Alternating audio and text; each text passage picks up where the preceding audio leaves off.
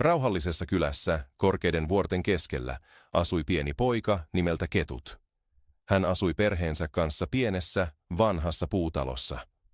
Katto oli vanha ja rikki. Kun satoi, vesi tuli sisään. Heillä oli vähän rahaa, mutta he pitivät aina yhtä. Hänen isänsä työskenteli joka päivä pelloilla viljelijänä. Hänen äitinsä myi vihanneksia torilla. Joka aamu he nousivat hyvin aikaisin, ennen auringon nousua. Uusi raskas päivä alkoi.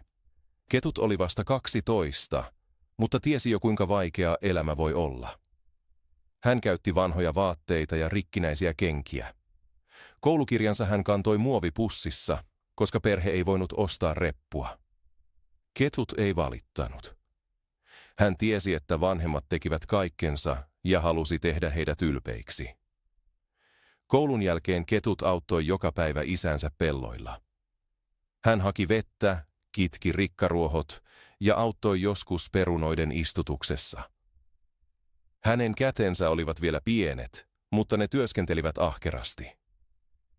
Illalla, ruuan jälkeen, hän luki kynttilän valossa, koska sähköä ei aina ollut. Joinakin päivinä hän oli hyvin väsynyt. Joinakin päivinä hän ajatteli luovuttamista. Mutta syvällä hänen sisimmässään eli unelma. Ketut toivoi parempaa elämää. Hän halusi myöhemmin opettajaksi ja auttaa muita lapsia oppimaan, varsinkin kylien lapsia. Hän uskoi, että koulutus voi muuttaa paljon.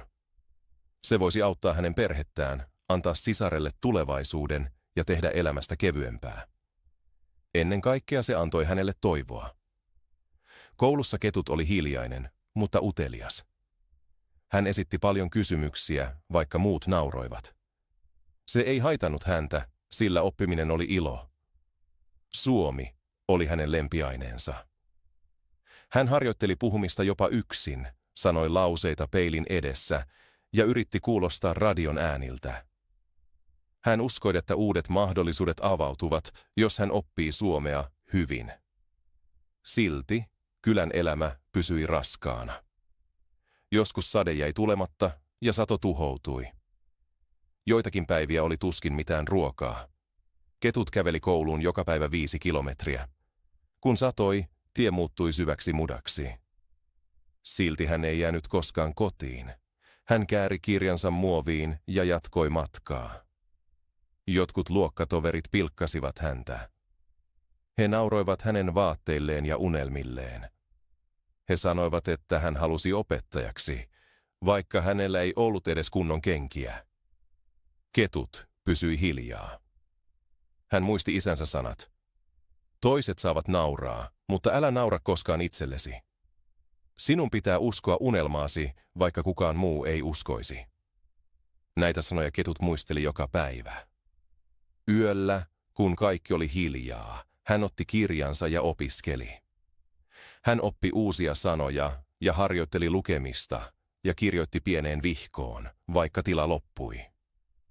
Hän ei tiennyt, miltä hänen tiensä näyttäisi, mutta uskoi, että hyvä tapahtuu, jos hän ei luovuta.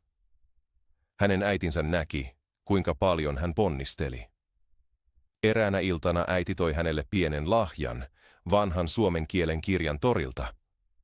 Äiti sanoi, ettei se ole paljon, mutta hän tiesi, että Ketut käyttäisi sitä hyvin. Ketut hymyili ilosta. Hän avasi kirjan ja alkoi lukea heti. Pian kirjasta tuli hänen arvokkain omaisuutensa. Joka ilta hän otti kirjan käteen ja luki, kunnes muisti melkein kaikki sanat. Ketutilla ei ollut tietokonetta eikä pääsyä internetiin. Hänellä ei ollut tukiopetusta eikä oppimiskeskusta. Silti hänellä oli jotain, vahva tahto. Hän ymmärsi, että elämä muuttuu vain, jos tekee itse ensimmäisen askeleen. Siksi hänen piti herätä aikaisin, opiskella paljon, työskennellä kovasti ja olla luovuttamatta. Kylän päivät muistuttivat toisiaan paljon. Koulu aamulla, työ pellolla iltapäivällä ja opiskelu illalla.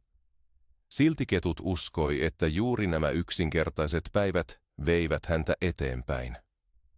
Hän oli varma, että ponnistus saa jonain päivänä merkityksen. Hän ei tiennyt milloin se tapahtuisi, eikä miten. Mutta hän tiesi tarkkaan, miksi taisteli.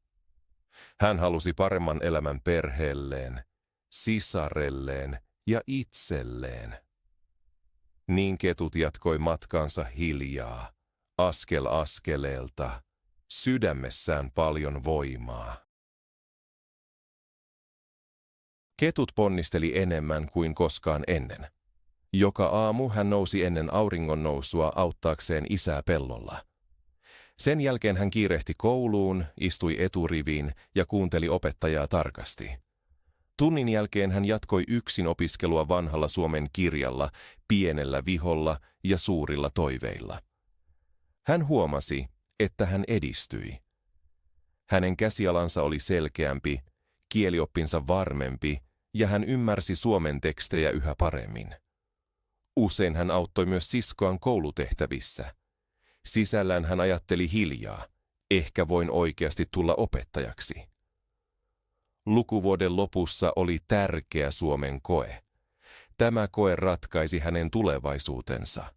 Jos hän läpäisisi sen, hän voisi siirtyä ylemmälle tasolle ja mahdollisesti saada stipendin parempaan kaupunkikouluun. Siellä oli tietokoneita, koulutetut Suomen opettajat ja suuri kirjasto. Ketutille se oli iso unelma. Hän valmistautui ahkerammin kuin koskaan. Yö toisensa jälkeen hän valvoi, luki ääneen, toisti uusia sanoja ja kirjoitti lyhyitä tekstejä. Koskaan ennen hän ei ollut tehnyt niin paljon yhden asian eteen. Äiti sanoi usein, että hän uskoi poikaan. Isä näytti toivonsa hiljaisella hymyllä. Koko perhe odotti jännittyneenä. Kun koepäivä tuli, Ketut nousi varhain, puki puhtaimmat vaatteensa ja lähti sydän hakaten kouluun. Luokassa hän yritti pysyä rauhallisena.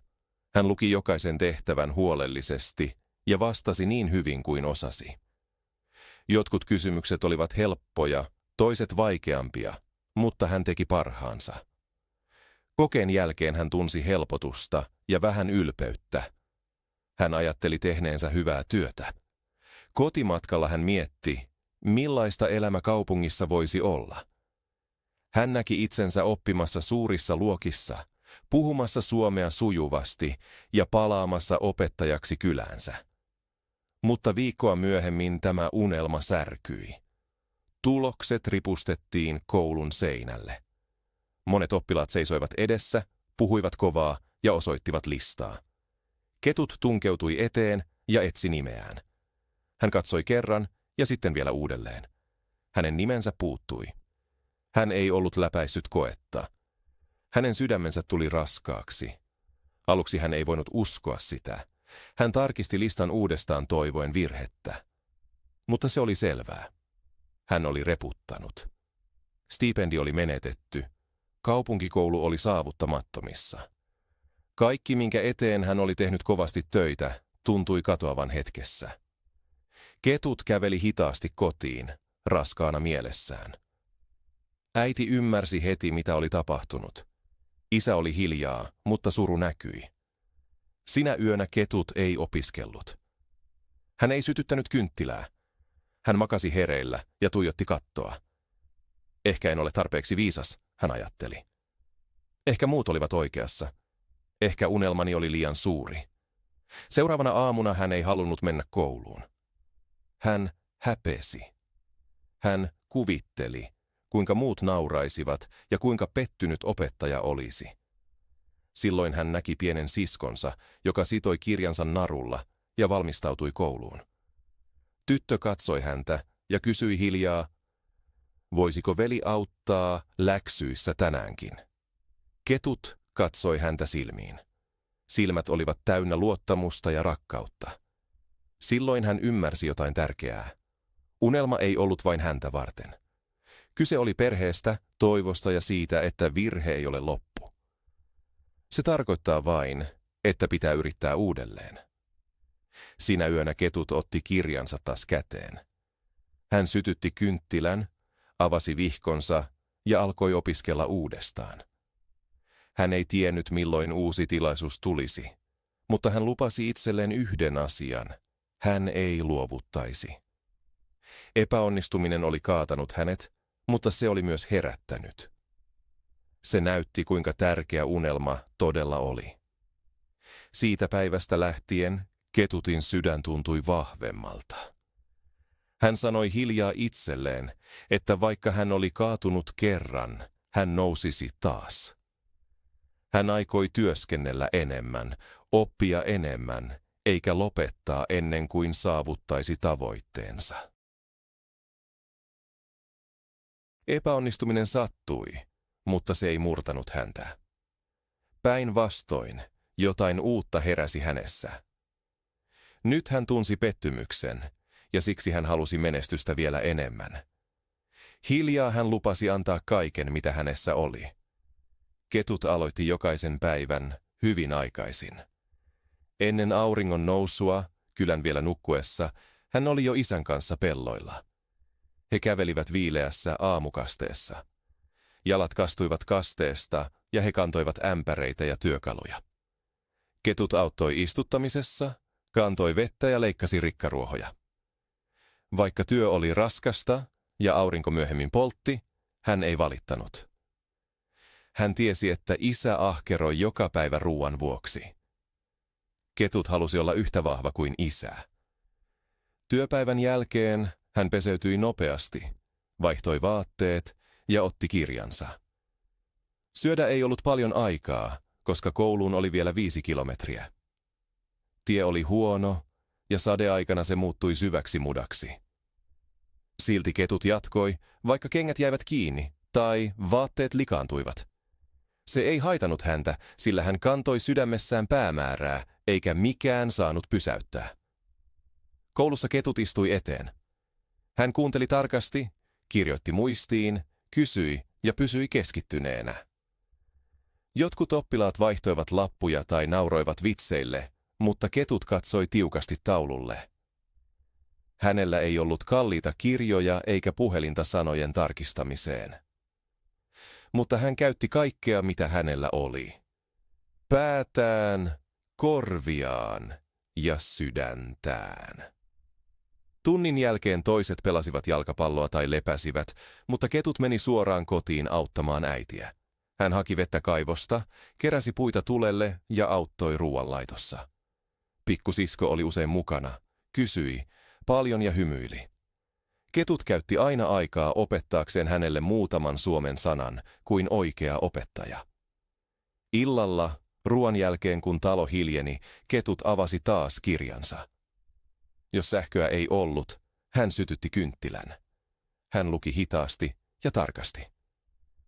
Uudet sanat hän kirjoitti vihkoon, kääritty muoviin veden varalta. Vaikeat lauseet hän luki yhä uudelleen, kunnes ymmärsi. Hän ei opiskellut vain suomea, vaan myös matematiikkaa, luonnontiedettä ja äidinkieltä. Mutta suomi oli hänelle erityinen. Se tuntui avaimelta. Se avain saattoi avata ovia uusille ajatuksille ja mahdollisuuksille, joita hän ei vielä voinut kuvitella. Joskus Ketut oli hyvin väsynyt. Joskus hän halusi mennä aikaisin nukkumaan, mutta pysyi hereillä. Hän kertoi itselleen, että elämä ei muutu, jos nyt luovutan, mutta kaikki voi muuttua, jos hän jatkaa. Hän ei käyttänyt viikonloppujakaan lepäämiseen. Kun toiset rentoutuivat, Ketut jatkoi työtä. Lauantaina hän meni äidin kanssa torille ja auttoi kantamaan sekä myymään vihanneksia. Sunnuntaina hän kävi kylän kirjastossa ja kysyi, saisiko lainata vanhoja kirjoja. Hän luki kaiken, minkä löysi, myös kirjoja, joista puuttui sivuja tai joissa oli outoja sanoja. Jos hän ei ymmärtänyt jotain, hän ei luovuttanut. Hän kysyi opettajalta, puhui vanhemmille oppilaille ja toisti asiat, kunnes ymmärsi. Hän ei enää hävennyt. Hän tiesi nyt, että kysyminen on voimaa, ei heikkoutta. Ajan myötä myös muut huomasivat muutoksen hänessä. Opettaja sanoi, että hän edistyi paljon. Luokkatoverit, jotka ennen nauroivat, pyysivät nyt apua. Kylän vanhat ihmisetkin hymyilivät, kun hän luki puun alla tai kulki kouluun muoviin käärittyjen kirjojen kanssa. Mutta Ketut ei muuttunut kehuista, Hän pysyi vaatimattomana. Hän tiesi, että tie oli vielä pitkä. Unelma oli yhä kaukana. Mutta hän tunsi itsensä vahvemmaksi kuin ennen. Hänen arkeensa kuului nyt muutakin kuin oppimista ja työtä. Hän rakensi kuria, vahvisti mieltään ja valmistautui seuraavaan tilaisuuteen. Jokainen päivä oli pieni askel eteenpäin. Ja askel askeleelta ketut kasvoi joksikin suuremmaksi huomaamattaan. Ketut oli muuttunut. Hän ei ollut enää hiljainen poika takapenkissä. Nyt hän opiskeli ahkerasti, kysyi ja auttoi muita. Kaikki eivät silti iloinneet. Jotkut nauroivat yhä hänen unelmilleen. Koulussa eräät luokkatoverit pilkkasivat häntä. He osoittivat rikkinäisiä sandaaleja ja vanhoja kirjoja. Yksi sanoi ivallisesti, että ketut luulee ryhtyvänsä opettajaksi tai jopa rikkaaksi mieheksi. Muut nauroivat kovaa ja vitsailivat. He sanoivat, että ketut lähtee varmasti ensi vuonna Suomeen. Ketut kuuli naurun ja tunsi vihlovan piston rinnassa. Ensin se teki hänet surulliseksi. Hän halusi selittää, ettei pidä itseään parempana, vaan haluaa toisenlaisen elämän. Mutta hän vaikeni. Hän oli oppinut tärkeän asian. Kaikkiin ääniin ei pidä vastata. Täytyy jatkaa omaa polkua. Oppitunnin jälkeen, kun muut lapset menivät leikkimään tai nukkumaan, ketut meni pieneen kirjastoon. Se oli vanha ja pölyinen, ja siellä oli vain muutama suomen kirja, mutta ketutille se oli kuin aarrearkku. Hän istui hiljaa nurkkaan ja luki keskittyneesti. Muutamat oppilaat näkivät hänet ja nauroivat taas. He sanoivat, ettei Suomen opiskelu auta kylässä ja että hän tuhlaa aikaansa. Mutta ketut jatkoi. Myöskään kylän aikuiset eivät aina ymmärtäneet. Eräs mies sanoi, että ketut on hyvä poika, mutta hän haaveilee liikaa. Hänen pitäisi työskennellä pellolla, ei lukea suomea. Nainen kuiskasi, että poika kai pitää itseään muita viisaampana. Ketut kuuli sanat, mutta muisti äidin neuvon. Älä murehdi, mitä toiset puhuvat, vaan mihin itse uskot. Niinpä ketut jatkoi polkuaan. Hän heräsi edelleen aikaisin auttaakseen isää pelloilla. Hän käveli päivittäin pitkän matkan kouluun, auringossa tai sateessa. Hän opiskeli edelleen kynttilän valossa, kun sähköä ei ollut. Hän kirjoitti uusia sanoja ja toisti ne, kunnes ne sulautuivat häneen. Joskus hän tunsi suurta yksinäisyyttä. Hän toivoi, että joku sanoisi, sinä pystyt siihen. Silloin hän näki pienen siskon, joka yhä pyysi apua läksyissä. Hän näki isän, joka hymyili ylpeänä, kun ketut kertoi koulusta. Ja se antoi voimaa. Eräänä päivänä kylän kouluun tuli uusi opettaja. Hän oli nuori, ystävällinen ja puhui suomea sujuvasti. Tunnilla hän huomasi, että ketut nosti kätensä lähes aina. Koulun jälkeen hän pyysi ketutin luokseen ja kysyi, miksi poika työskentelee niin paljon.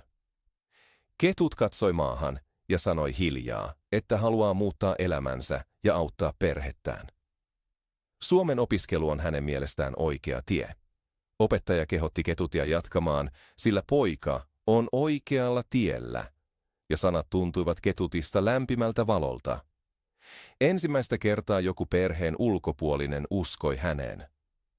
Myöhemmin, kun ketut palasi kirjastoon, hän huomasi jotain uutta. Yksi pojista, joka oli nauranut, istui lähellä ja luki myös kirjaa. Ketut katsoi häntä, poika katsoi takaisin, mutta ei sanonut mitään. Ehkä hän oli utelias. Ehkä hänkin halusi oppia. Ketut ei sanonut mitään, vaan hymyili lyhyesti ja palasi kirjaansa. Ajan myötä nauru väheni. Jotkut vitsailivat vielä, mutta toiset alkoivat kunnioittaa ketutia. He näkivät, ettei hän luovuttanut ja ettei vaatteet, raha tai kerskailu kiinnostaneet häntä.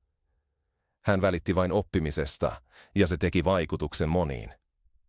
Ketut tiesi, ettei elämä yhtäkkiä muutu helpoksi. Aina olisi ihmisiä, jotka nauravat, eivät ymmärrä ja pitävät hänen unelmiaan turhina. Mutta hän tiesi myös tärkeän asian. Se, mihin itse uskoo, on vahvempaa kuin se, mitä muut sanovat. Ja joka kerta, kun joku epäili häntä, ketut työskenteli vielä kovemmin.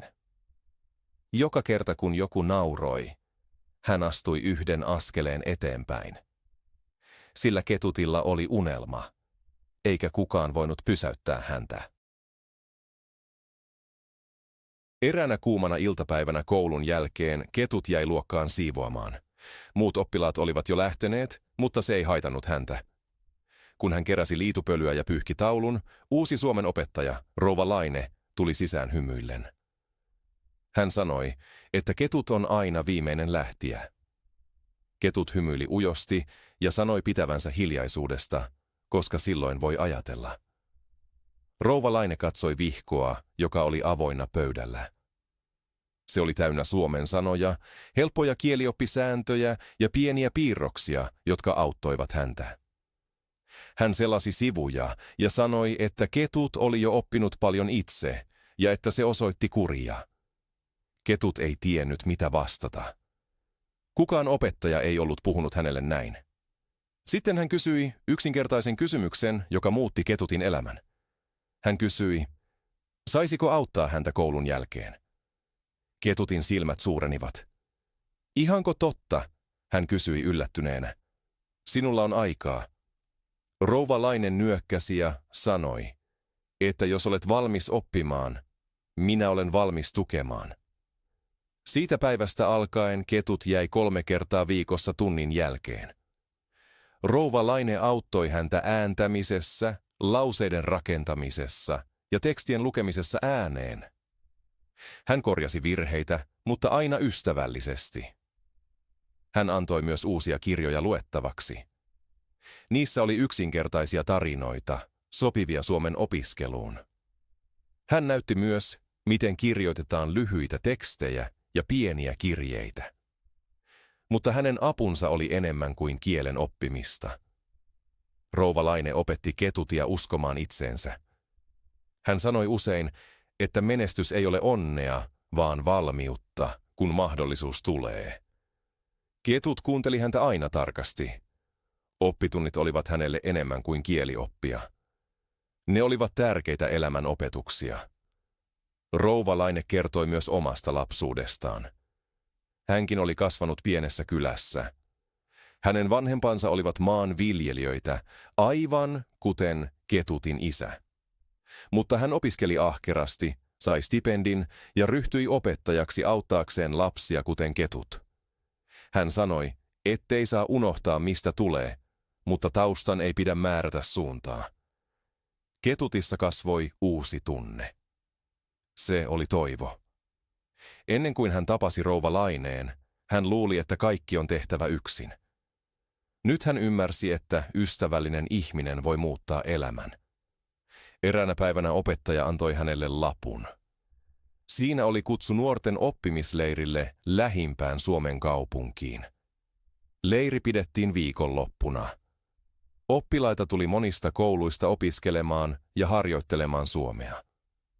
Ketut katsoi lappua ja sanoi hermostuneena, että hän ei ole koskaan ollut leirillä eikä puhu vielä suomea hyvin. Rouva Laine hymyili ja sanoi, että juuri siksi hänen pitäisi mennä. Hänen ei tarvitse olla täydellinen, hänen täytyy olla rohkea. Ketut pyysi vanhemmiltaan luvan. Aluksi he olivat epävarmoja. Kaupunki oli kaukana ja matkarahat puuttuivat. Mutta kun he näkivät, miten tärkeää se oli ketutille, äiti myi hiljaa osan säästetyistä vihanneksista. Isä antoi hänelle vanhan laukunsa. He sanoivat, että hänen tulee lähteä, oppia ja palata jakamaan tietonsa. Leiri oli ketutille aivan uusi maailma. Siellä oli yli 50 nuorta. He oppivat yhdessä suomea, leikkivät pelejä ja vaihtoivat ideoita. Aluksi ketut oli hyvin hermostunut ja tunsi itsensä vieraaksi. Mutta hän muisti rouva Laineen sanat ja rohkaistui. Hän puhui siis hitaasti ja varovasti, mutta puhui. Hän teki virheitä, mutta kukaan ei nauranut. Päinvastoin toiset oppilaat taputtivat hänelle. Harjoituksen jälkeen helsinkiläinen ohjaaja sanoi, että hänen äänensä on selkeä ja että hänen kannattaa jatkaa puhumista. Kun leiri päättyi, Ketut oli löytänyt uusia ystäviä ja vielä tärkeämpää, uusia unelmia. Palattuaan kylään hän kertoi rouva Laineelle kaiken. Hän sanoi, että haluaa osallistua uusiin ohjelmiin ja auttaa ihmisiä, kuten opettaja oli auttanut häntä. Rouva Laine nyökkäsi ja sanoi, että hänen täytyy jatkaa työtä ja ei saa koskaan lopettaa oppimista. Siitä hetkestä alkaen Ketutin opiskelu tuntui erilaiselta. Hän ei oppinut enää vain paetakseen ongelmiaan. Hän oppi kasvaakseen, auttaakseen muita ja rakentaakseen jotain merkityksellistä. Hän oli löytänyt mentorin, joka uskoi häneen, ja tämä usko antoi hänelle uutta voimaa. Hänen itseluottamuksensa oli kasvanut oppimisleirin jälkeen selvästi. Hän ei enää pelännyt paljon puhua muiden edessä. Sydän löi vielä nopeasti, kun hän nousi, mutta hän puhui silti. Hän teki virheitä, mutta ei luovuttanut, ja jokainen pieni onnistuminen teki hänet vahvemmaksi. Eräänä päivänä rouva Laine ilmoitti koulussa jostakin erityisestä. Koulu oli kutsuttu alueelliseen Suomen puhekilpailuun. Se oli tilaisuus näyttää, mitä oli opittu, ja tavata oppilaita muista kylistä. Ketut suoristi selkänsä. Hänen sydämensä hakkasi kovempaa. Suomenkielinen puhekilpailu. Rouva Laine jatkoi, ettei kenenkään tarvitse olla täydellinen. Tärkeää on rohkeus ja aito tunne. Illalla Ketut kertoi asiasta vanhemmilleen. He eivät tienneet tarkasti, mikä puhekilpailu on, mutta kun he näkivät pojan silmien loisteen, he hymyilivät. Isä sanoi, että hänen tulee tehdä parhaansa. He olisivat ylpeitä, miten tahansa kävisi. Rouva Laine auttoi Ketutia aiheen valinnassa. Pitkän mietinnän jälkeen Ketut valitsi aiheeksi unelmat. Hän halusi puhua siitä, että köyhäkin poika voi uskoa parempaan elämään. Aihe oli henkilökohtainen, se oli hänen oma tarinansa. Joka päivä koulun jälkeen Ketut jäi pidemmäksi aikaa harjoittelemaan. Hän seisoi yksin tyhjässä luokassa ja luki puheensa ääneen yhä uudelleen. Rouva Laine auttoi ääntämisessä, näytti taukopaikat ja selitti katsekontaktin. Iltaisin Ketut harjoitteli kotona pienen peilin edessä. Hän tarkkaili kasvojaan, kuunteli ääntään ja yritti parantaa. Pieni sisar istui usein vieressä ja taputti joka kerta, kun veli lopetti. Kaikki eivät silti uskoneet häneen. Eräs luokkatoveri sanoi, että hänellä ei ole mahdollisuuksia, koska kaupunkien oppilaat ovat parempia. Ketut tunsi, kuinka vanhat epäilyt palasivat. Ehkä he olivat oikeassa. Ehkä hän ei ollut tarpeeksi hyvä. Mutta sitten hän muisti leirin, aplodit ja rouva Laineen äänen. Ei tarvitse olla täydellinen, vain rohkea. Niinpä Ketut jatkoi. Kilpailupäivä koitti. Ketut pukeutui parhaisiin vaatteisiinsa. Ne olivat yksinkertaiset, mutta puhtaat. Vanhemmat saattelivat hänet kylän laidalle ja vilkuttivat. Äiti sanoi, että hän on jo voittaja, voitti tai hävisi. Kilpailu järjestettiin suuressa koulussa kaupungissa. Ketut ei ollut koskaan nähnyt sellaista paikkaa. Yli 20 oppilasta eri kylistä ja kaupungeista oli paikalla. Jotkut pukeutuivat hienosti, puhuivat varmasti ja esittivät kauniit diat. Ketutilla oli vain oma äänensä ja tarinansa. Kun hänen vuoronsa tuli, hän astui lavalle. Kädet vapisivat hiukan, mutta hän veti syvään henkeä. Hän katsoi ensin tuomaristoa ja sitten yleisöä. Hän ajatteli kyläänsä, perhettään ja rouva Lainetta. Sitten hän alkoi puhua. Hän sanoi olevansa Ketut, pienestä kylästä, jossa moni ei juuri puhu suomea, mutta uskoo, että unelmat kasvavat kaikkialla. Hän puhui sydämestään. Hän kertoi raskaista päivistä, toisten naurusta, pitkistä öistä ja toivosta. Hänen äänensä ei ollut kova, mutta se oli rehellinen. Kun hän lopetti, oli hetken aivan hiljaista. Sitten aplodit alkoivat. Kun kaikki puheet oli pidetty, tuomarit julkistivat tulokset. Ketut ei saanut ensimmäistä sijaa. Mutta hän sai jotain hyvin tärkeää. Palkinnon inspiroivimmasta puheesta. Kyse ei ollut ton täydellisestä sydämestä nimen rohkeudesta, rehellisyydestä ja paneutumisesta. Ketut seisoi lavalla ja piteli pientä todistusta käsissään. Hänen sydämensä oli täynnä. Hän oli todistanut jotain, ei vain muille, vaan myös itselleen. Kun hän palasi kylään, rouva Laine odotti häntä koulun portilla. Hän sanoi ylpeänä, että Ketut oli onnistunut. Ketut nyökkäsi ja sanoi, ettei hän voittanut kilpailua, mutta sai jotain paljon tärkeämpää. Uuden mahdollisuuden uskoa itseensä. Oli suuren kokeen aattoyö. Ketut istui pienessä puupöydässä, jonka isä oli rakentanut kauan sitten. Lamppu välkkyi hiukan, mutta hän ei juuri huomannut sitä. Hänen katseensa oli tiukasti vihossa. Hän oli lukenut tähän valtakunnalliseen kokeeseen monta kuukautta. Jos hän läpäisisi, hän voisi hakea stipendiä ja päästä parempaan kaupungin kouluun. Jos hän epäonnistuisi, hän joutuisi jäämään ja palaamaan pellolle, kuten ennen.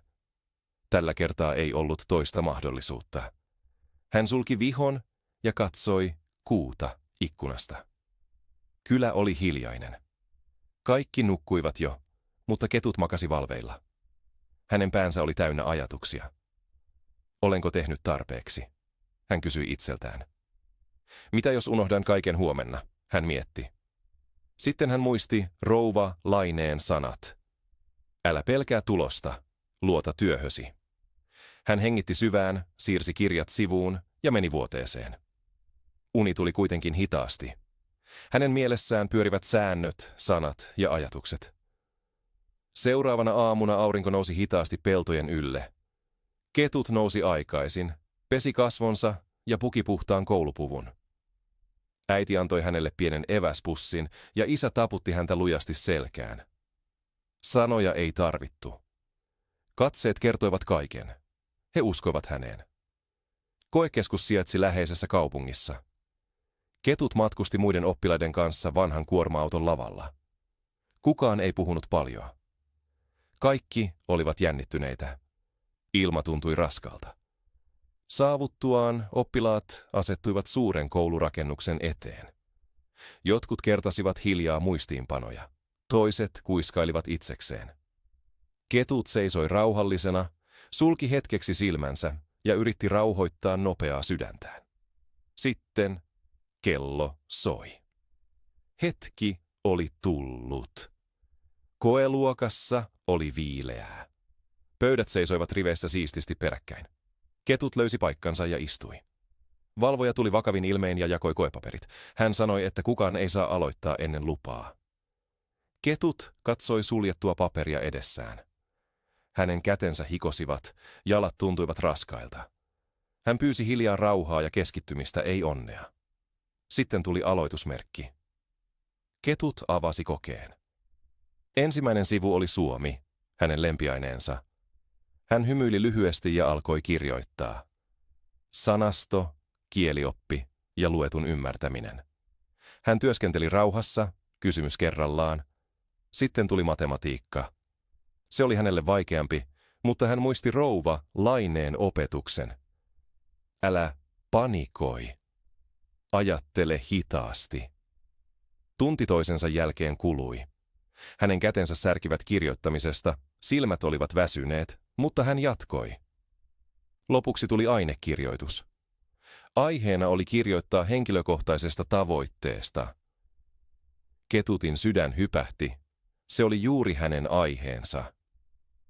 Hän kirjoitti unelmastaan tulla opettajaksi jonain päivänä. Hän kirjoitti, miten haluaa auttaa köyhien kylien lapsia, kuten häntä autettiin. Hänen sanansa olivat yksinkertaisia, mutta rehellisiä. Kun viimeinen kello soi, Ketut laski kynän alas. Kaikki oli ohi. Hän poistui luokasta ja tunsi itsensä yhtä aikaa kevyeksi ja raskaaksi. Osa oppilaista näytti onnellisilta, toiset hyvin huolestuneilta. Ketut ei tiennyt täsmälleen, mitä tuntea. Hän oli todella antanut parastaan, mutta hiljainen epäily pysyi.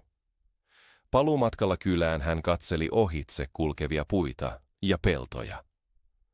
Ulkona kaikki näytti entiseltä, mutta hänen sisällään jokin oli muuttunut. Hän oli kohdannut pelkonsa. Hän oli antanut kaikkensa. Kotona vanhemmat ottivat hänet vastaan lämpimin hymyin ja kuumalla ruualla. Pieni sisar halasi häntä tiukasti ja kysyi, voittiko hän? Ketut hymyili ja sanoi, ettei vielä tiedä, mutta hän ei luovuttanut, ja se on tärkeintä. Sinä yönä hän nukkui rauhallisesti ensimmäistä kertaa moneen viikkoon. Hän oli elänyt totuuden päivän ja kestänyt sen rohkeasti. Viikkoja kului kokeen jälkeen. Ketut palasi arkeen. Hän auttoi isää pelloilla, ruokki kanat ja vei siskon kouluun. Mutta jokin oli nyt toisin. Hän oli voittanut pelkonsa ja kirjoittanut kokeen täydellä voimalla. Silti hän odotti sisimmässään tulosta. Joka päivä hän kulki koulun ilmoitustaulun ohi ja toivoi, että tulokset olisivat jo tulleet. Jotkut luokkatoverit näyttivät varmoilta, toiset hyvin hermostuneilta. Ketut puhui vähän. Hän jatkoi työntekoa, jatkoi opiskelua ja pysyi uskossaan. Eräänä aamuna rouva Laine seisoi luokan ovella. Hän piti kädessään paperia ja hymyili leveästi. Hän sanoi, että koetulokset olivat tulleet. Kaikki oppilaat juoksivat heti taululle. Ketutin sydän löi kovaa. Hän ei halunnut katsoa. Entä jos hän oli taas epäonnistunut? Entä jos kaikki vaiva oli ollut turhaa? Juuri silloin rouva Laine laski kätensä hänen olalleen. Ketut, hän kuiskasi, sinä onnistuit. Sinä läpäisit jopa alueen parhaiden joukossa. Ketut oli täysin yllättynyt. Hän ei saanut sanaa suustaan. Hänen kätensä vapisivat, kun hän löysi nimensä. Vieressä luki, että hän oli 5% kärjessä ja kutsuttu stipendikeskusteluun. Hän oli todellakin onnistunut. Luokka taputti hänelle.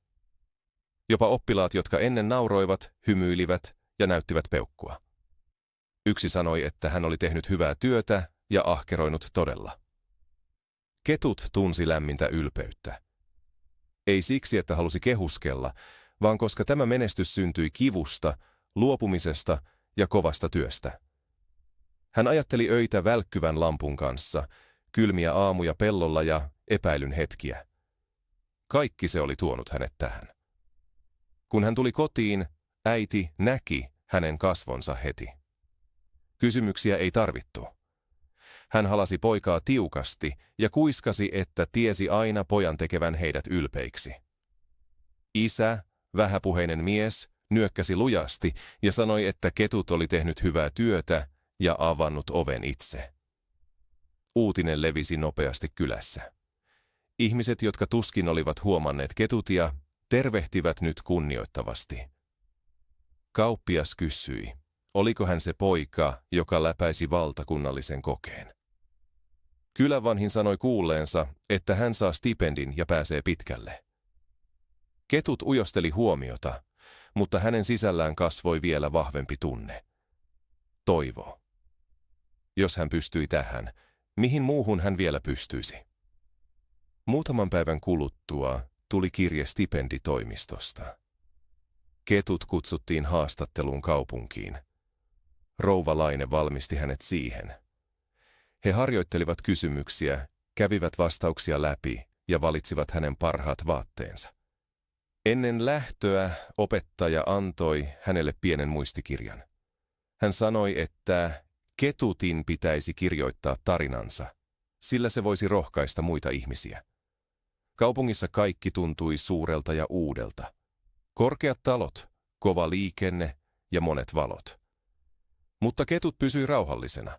Hän astui itsevarmana haastatteluhuoneeseen. Arvioijat kysyvät paljon hänen tavoitteistaan, perheestään ja vaikeasta tilanteestaan.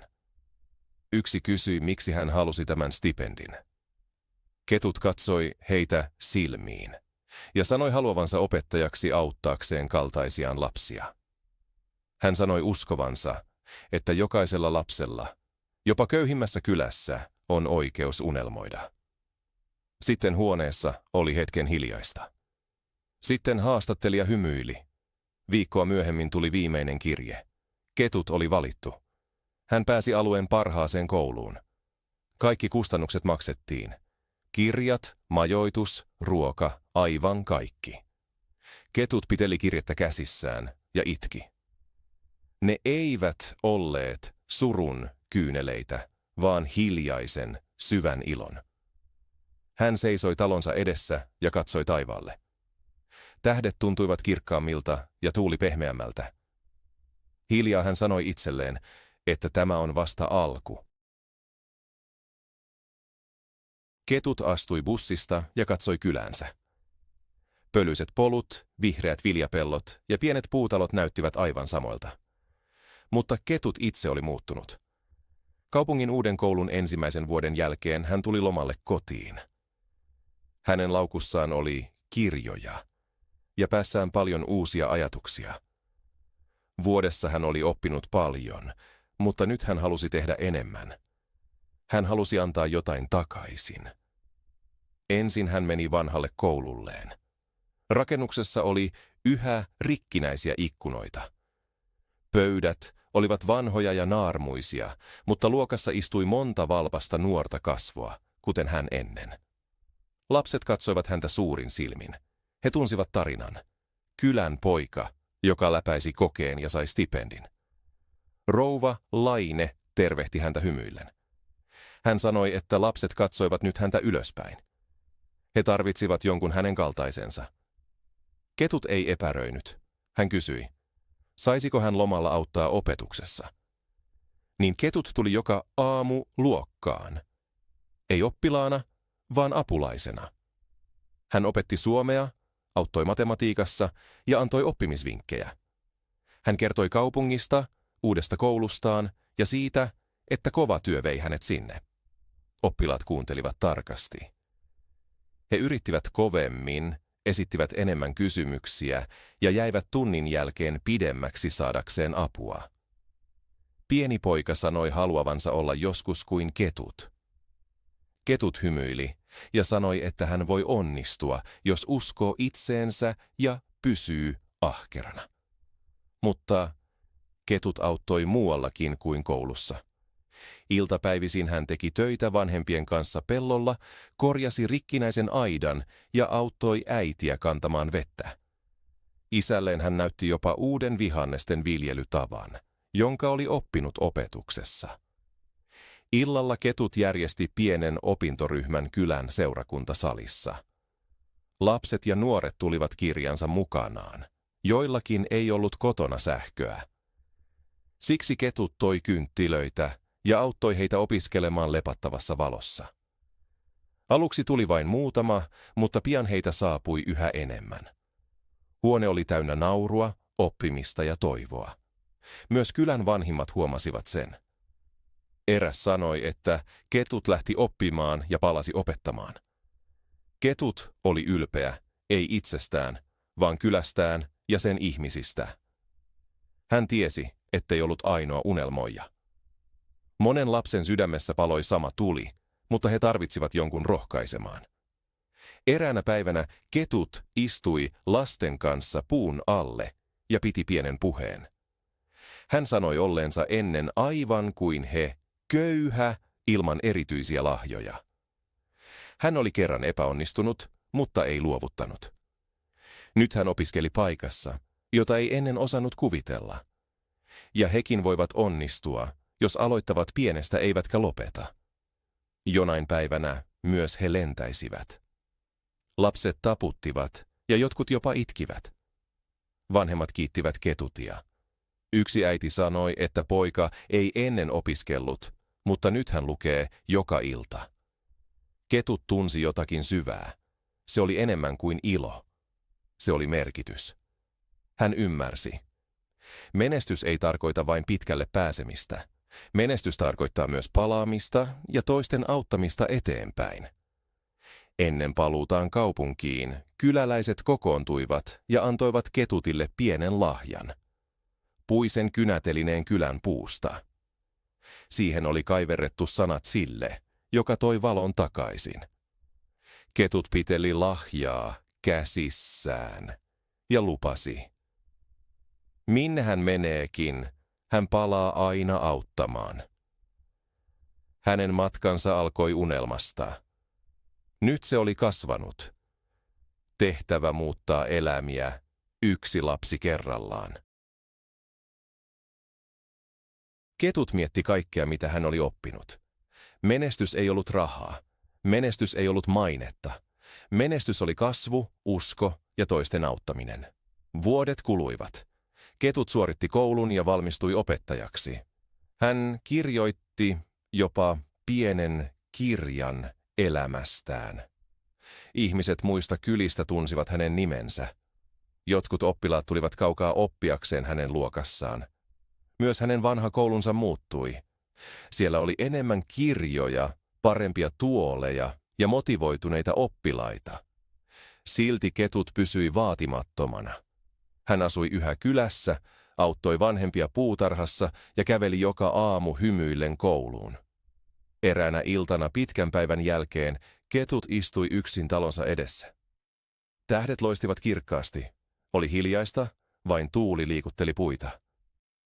Ketut katsoi taivaalle ja kuiskasi. Mitä on menestys? Nuorena hän luuli menestyksen tarkoittavan kylän jättämistä ja rikkautta kaupungissa. Hän unelmoi suurista taloista, kalliista autoista ja kuuluisuudesta. Nyt hän näki asian toisin. Menestys ei liity rahaan tai valtaan. Se liittyy kasvuun, kuinka pitkälle olet tullut peloista huolimatta. Se liittyy uskoon, että jatkat, vaikka toiset nauravat. Tärkeintä on auttaa muita kohti heidän unelmiaan. Ketut ajatteli luokkansa lapsia. Joillakin ei ollut kenkiä, joillakin nälkä. Silti heidän silmissään paloivat unelmat. Ketut näki niissä itsensä. Kun he oppivat uuden sanan ja hymyilivät, se tuntui hänestä taialta. Se oli totta menestystä. Eräänä päivänä kouluun tuli reporteri. Hän oli kuullut kylän opettajasta, joka inspiroi monia oppilaita. Hän kysyi Ketutilta, tunsiko tämä nyt olevansa menestynyt? Ketut hymyili lempeästi ja sanoi kyllä, muttei omaisuuden takia. Hän tunsi menestyneensä, koska ei luovuttanut, auttoi muita ja heräsi joka päivä tarkoituksen kanssa. Reporteri nyökkäsi ja kysyi, mitä neuvoja hän antaisi nuorille. Ketut mietti hetken ja sanoi, uskokaa itseenne, vaikka kukaan muu ei usko. Olkaa ahkeria, pysykää ystävällisinä ja muistakaa, menestys ei ole sitä, mitä otat. Menestys on sitä, mitä annat. Sen jälkeen Ketut palasi luokkaan. Lapset juoksivat hänen luokseen, nauroivat ja huusivat. Opettaja! Ketut nauroi heidän kanssaan ja otti liidun käteensä. Alkoi uusi oppitunti. Syvällä sisällään hän tiesi tärkeimmän opetuksen olevan taulun ulkopuolella.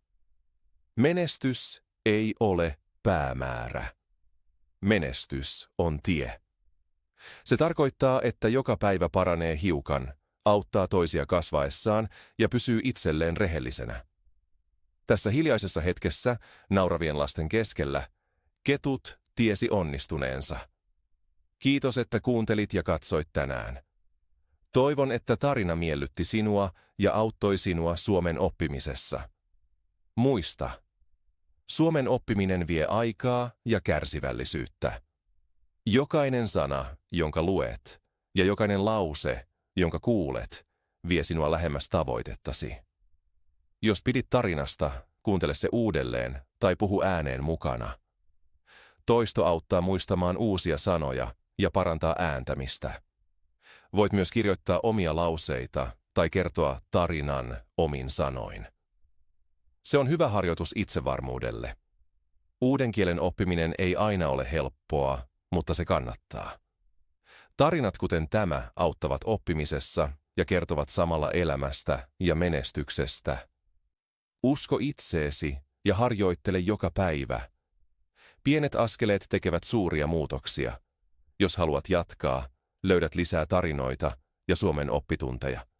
Katso ne ja kulje rohkeasti eteenpäin. Työsi palkitaan. Kiitos, että käytit aikaa oppimiseen tänään. Olen ylpeä sinusta, koska haluat kasvaa ja oppia. Jatka, harjoittele ja älä luovuta. Suomi on taito, jonka opit askel askeleelta.